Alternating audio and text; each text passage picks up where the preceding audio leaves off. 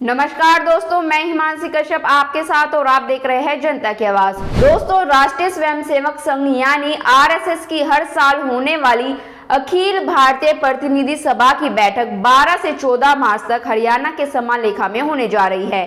बैठक को लेकर संघ की तैयारियां भी पूरी हो चुकी है। इस साल होने वाली प्रतिनिधि सभा में मुसलमानों को साधने, संघ परिवार में महिलाओं की बढ़ती भूमिका, जनसंख्या नियंत्रण, रामचरितमानस विवाद जैसे मुद्दों पर चर्चा हो सकती है। आपको बता दें कि संघ की इस बैठक में साल भर की योजना तैयार की जाती है। आरएसएस चीफ मोहन भागवत से लेकर देश के कार्यकर्ता और अधिकारी बैठक में हिस्सा लेते हैं। दोस्तों, आज हम आपको संघ की प्रतिनिधि सभा के बारे में बताएंगे, जो पूरे आरएसएस की योजना को तैयार करती है। क्या है प्रतिनिधि सभा? आरएसएस की अखिल भारतीय प्रतिनिधि सभा की बैठक साल भर में एक बार होने वाली मीटिंग है, जहां पिछले साल की सभी गतिविधियों की समीक्षा की जाती है और आने वाले साल के लिए प्लान तैयार किया जाता है। यह बैठक 3 दिनों की होती है और ये हर साल मार्च के दूसरे या तीसरे हफ्ते में आयोजित की जाती है। अखिल भारतीय प्रतिनिधि सभा ही संघ के बड़े फैसले लेती है। इस बैठक में संघ के ट्रेनिंग कैंप की योजना बनती है। इन ट्रेनिंग कैंप को संघ शिक्षा वर्ग या ओटीसी कहा जाता है। देश भर में 3 सत्र के ट्रेनिंग कैंप लगते हैं, जो आमतौर पर मई जून में अलग अलग जगहों पर लगाए जाते हैं। संघ शिक्षा वर्ग पहले और दूसरे साल अलग अलग प्रांतों में लगते हैं, लेकिन तीसरे साल आरएसएस के हेडक्वार्टर नागपुर में लगता है। इस बैठक में कौन कौन होता है शामिल? दोस्तों, आरएसएस ने जमीनी स्तर तक काम पहुंचाने के लिए देश भर को अलग अलग क्षेत्र और प्रांतों में बांटा है। संघ की भौगोलिक संरचना देश की राज्य व्यवस्था या भौगोलिक संरचना से थोड़ी अलग है। संघ की अखिल भारतीय प्रतिनिधि सभा में लगभग हर जिले का एक रिप्रेजेंटेशन होता है। बैठक में ज्यादातर एक्टिव वॉलंटियर शामिल होते हैं। इस बैठक में करीब 50 एक्टिव वॉलंटियर का रिप्रेजेंटेशन एक रिप्रेजेंटेटिव करता है, जबकि हर एक अखिल भारतीय प्रतिनिधि 20 प्रांतों का प्रतिनिधित्व करता है। दोस्तों, कुल मिलाकर संघ की इस बैठक में देश भर के 1400 प्रतिनिधि शामिल होते हैं, जिसमें राष्ट्रीय कार्यकारिणी, क्षेत्रीय कार्यकारिणी और प्रांत कार्यकारिणी, प्रतिनिधि सभा के निर्वाचित सदस्य और सभी विभाग प्रचारक शामिल होते हैं। आरएसएस के कई आनुषंगिक संगठन भी हैं। इसी में बीजेपी, एबीवीपी, वीएचपी जैसे संगठन शामिल है। अखिल भारतीय प्रतिनिधि सभा की बैठक में इन संगठनों के भी कार्यकर्ता शामिल होते हैं। उदाहरण के लिए प्रतिनिधि सभा की बैठक में बीजेपी अध्यक्ष जेपी नड्डा, महासचिव बीएल संतोष और संयुक्त महासचिव शिव प्रकाश जैसे संगठन के नेता शामिल हो सकते हैं।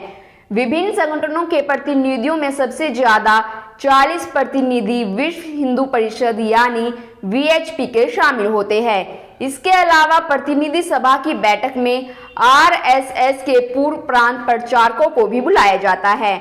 आम प्रतिनिधि जहां 3 दिन बैठक में रहते हैं, वहीं उसके राष्ट्रीय पदाधिकारी 3-4 दिन पहले पहुंच जाते हैं और बैठक खत्म होने के 2-3 दिन बाद तक रहते हैं।